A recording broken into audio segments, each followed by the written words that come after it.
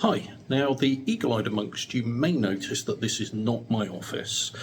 We are on holiday in Spain, so we are in a small village, effectively called El Rompido, which is in the Andalucia region. Although we're not actually in the village, the hotel, as you can see behind me, is in an area of it's a nature preserve area on that side, hence the reason all you can see right the way to the horizon are trees, and on the other side of the hotel, that side is the sea. Now, I decided when coming on holiday that I was going to travel light. I didn't want to bring a load of stuff with me. I have consciously not brought film cameras with me for the simple reason that trying to get through airport x-ray machines with film is turning into a nightmare, so I've not bothered. What I've brought along instead is my Lumix, so my GX7, with a pair of lenses. Now, one of them is my TT Artisans 25mm f1.7 because I haven't really used this lens a great deal since I picked it up, so I wanted to put it through its paces and see what it's like, so I thought I'd bring it along with me. The other one is the Lumix 12-32, so this is a tiny little lens. It actually makes me giggle every time I see it, but it's astoundingly sharp, really small, really light, really compact. And lens-wise, that's all I've brought with me. I don't quite know why still, but I did throw a set of extension tubes in the bag with me as well. So, quite how much use they'll get, I suspect is going to be low. I'm going to try and do the majority of the stuff on the 25mm and the 12-32. So, yep, let's see how the shooting goes from a week in Spain.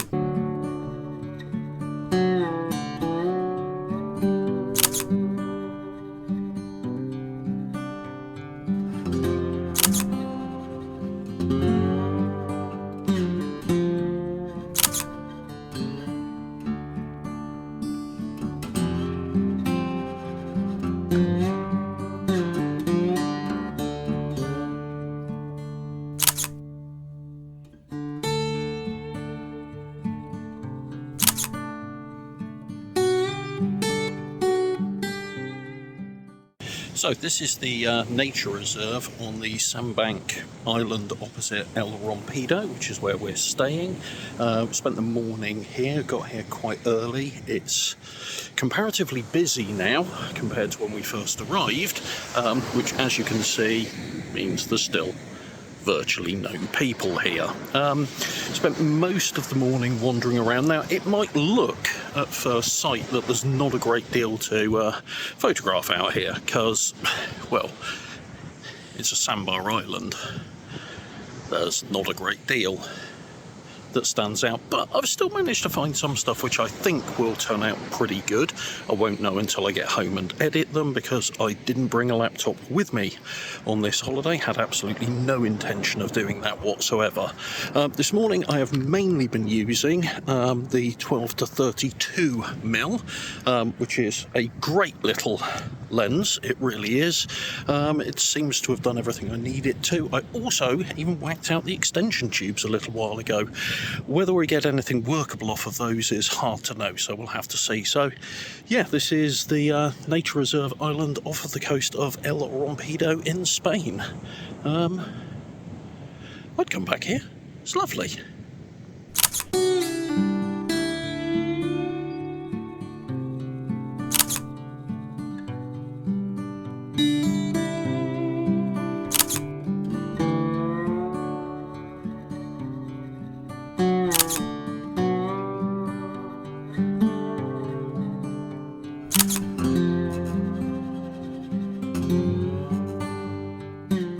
Hi, welcome back.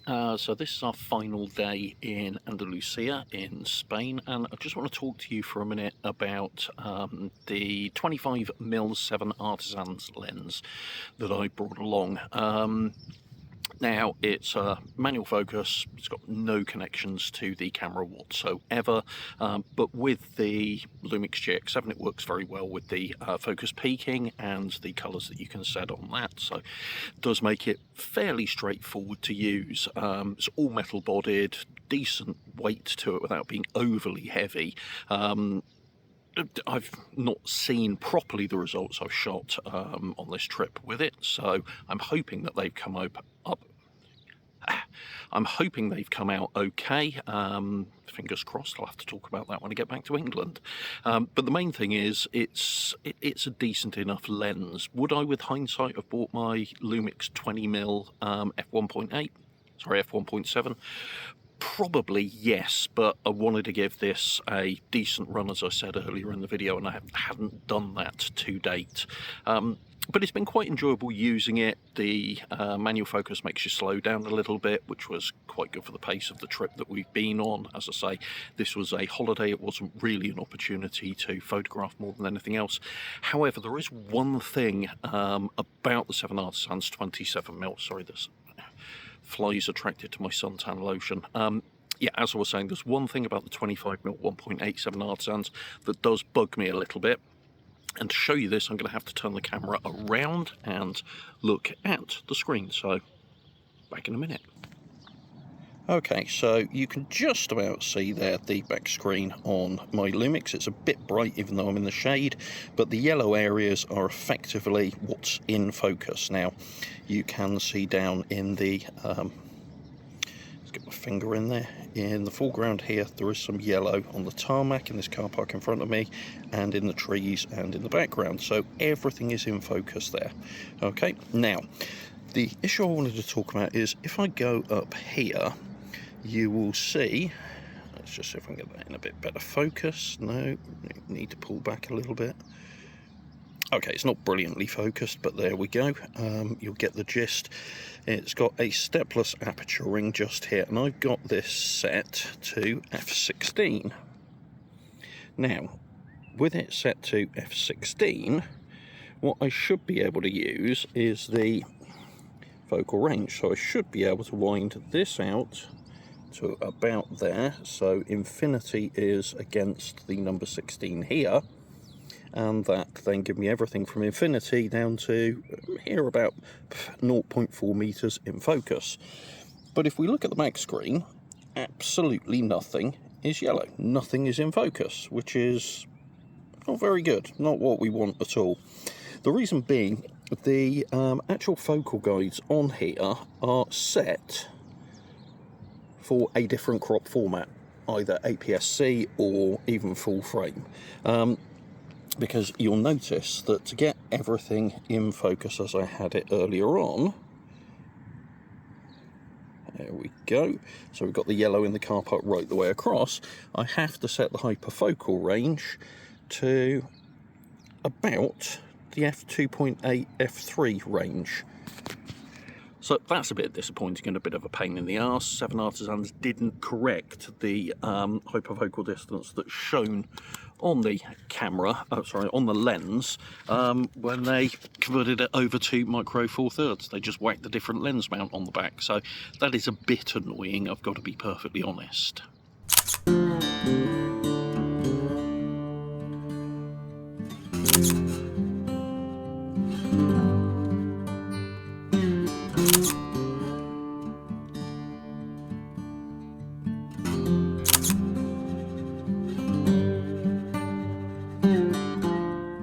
Now, onto the Lumix GX7 itself.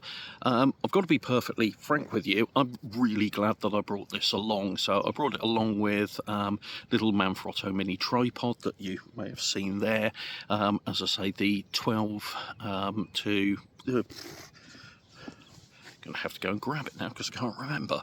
The 12 to 32mm Lumix lens, which is an absolutely great little lens. I love that thing anyway. It's always makes me giggle just how bloody small it is when I see it and play around with it.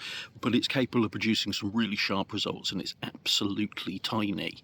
The Lumix has been a great travelling companion in that regard because it's very light, it's very easy to use, and it's pretty discreet in most cases. And the lightness certainly did help. We went to Seville. We spent the day in Seville, and temperatures there hit about 39, and there were some people carrying around, I mean, most people had smartphones, but there were some people carrying around some APS-C, and even some full frame stuff. There's some full frame Sonys I saw, and a couple of Canons that people were lugging around, and boy did they look uncomfortable.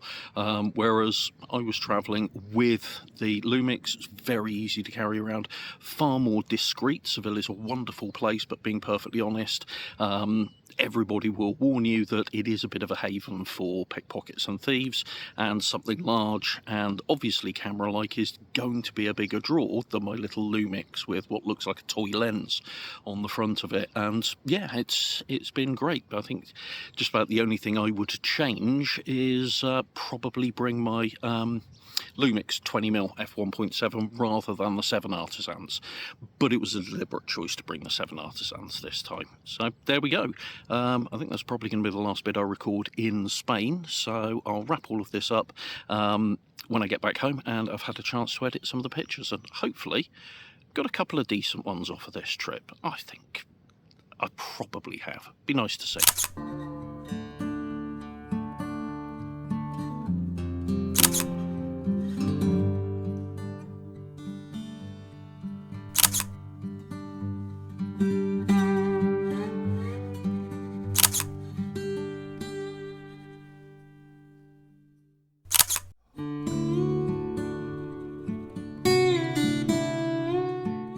So I'm back home, back in the office again, and been editing through some of the images from the trip to Spain, and really just wanted to give you some wrapping up thoughts on what the kit I decided to take was like with a bit of hindsight.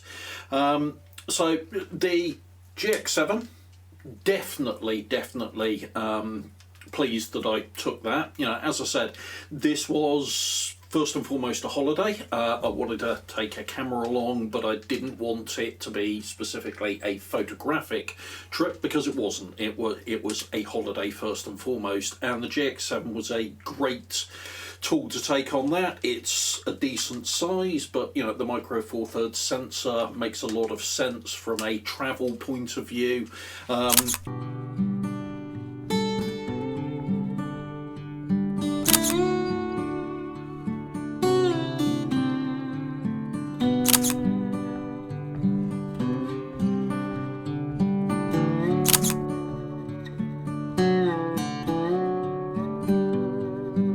Definitely glad that I took the 12 to 32mm lens. I'd show that on the camera, but that's currently being used to film this. It's an absolutely great lens. That it's stupidly compact. As I mentioned earlier in the video, it does the job. It's actually an amazingly sharp lens, and it just works incredibly well. And on the GX7, it's not much bigger than the 20mm I've got here when it's collapsed down, so it's a nice, easy to use piece of kit.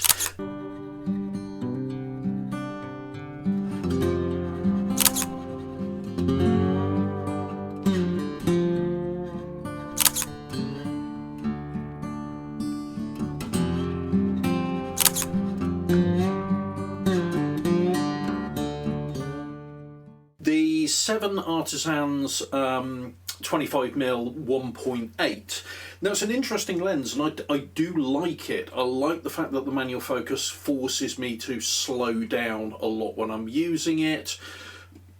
As a 1.8, it's fast enough. It gives a better depth of field. You know, you're never going to get the shallowest depth of field on micro four thirds, in comparison to APS-C or full frame. But it's good enough, and it was good in the low light conditions where I found myself sometimes. But I mean, I missed shots, definitely, without a shadow of a doubt. The flamenco dancers that performed in the hotel one of the evenings, I missed a hell of a lot of shots with that, because it's just a combination of the focus peaking and the manual focus. It takes me back to using manual focus film cameras, so it wasn't quite the right lens for that environment. But that said, I mainly wanted to take it with me because I've not used it as much as I'd wanted to, and I wanted to, see what it was like. It's still a lens I intend to keep because I think it's got a certain character to it, and in the right circumstances, you know, being slowed down by it being manual focus really does work incredibly well. It still annoys me that the focusing scale on it is blatantly not been corrected for micro four thirds, but it is clearly from, I suspect, an APS-C body rather than, or rather format rather than micro four thirds, and that's a bit annoying. But with hindsight, you know, and next time the Lumix 20mm f1.7 will be what goes with me instead of the 25mm.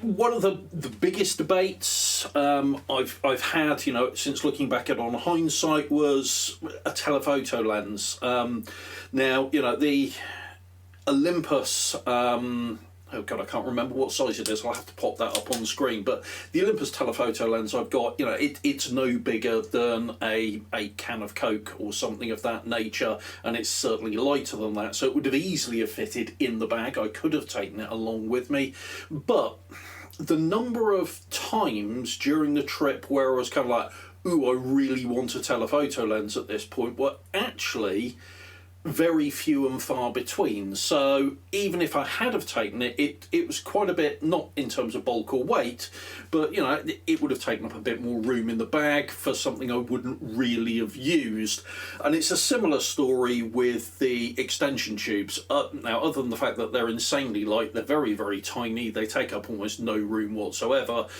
I think I got them out to use them once, and I'll be honest, I could have definitely lived without those. So I could, I think, have gotten away with just the 12 to 32 and a 20 or 25mm prime. And for what I took over the course of the holiday, that would have been absolutely fine. But yeah, I'm glad that I took the GX7. It was the right choice. I would have liked to have taken a film camera, but as I say, I'm just not willing for a holiday to put myself through the rigmarole that getting film through airport security and scanning, etc., etc. I'm not personally sure it's worth it. I may change my mind next year or you know, in the future about that, but I don't know.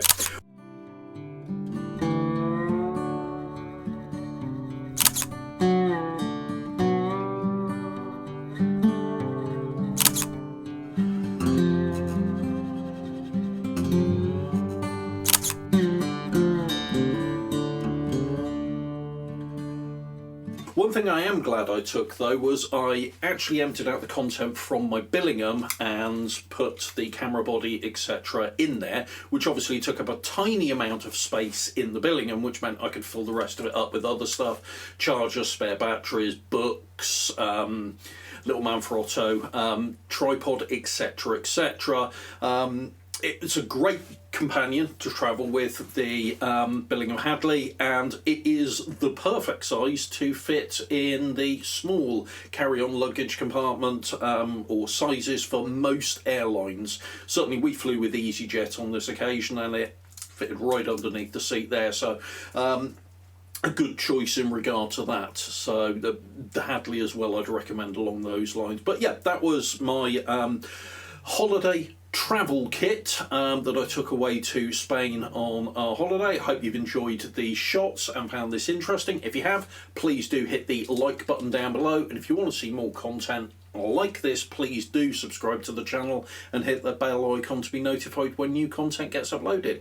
Thanks very much for watching, everyone. Take care. Bye.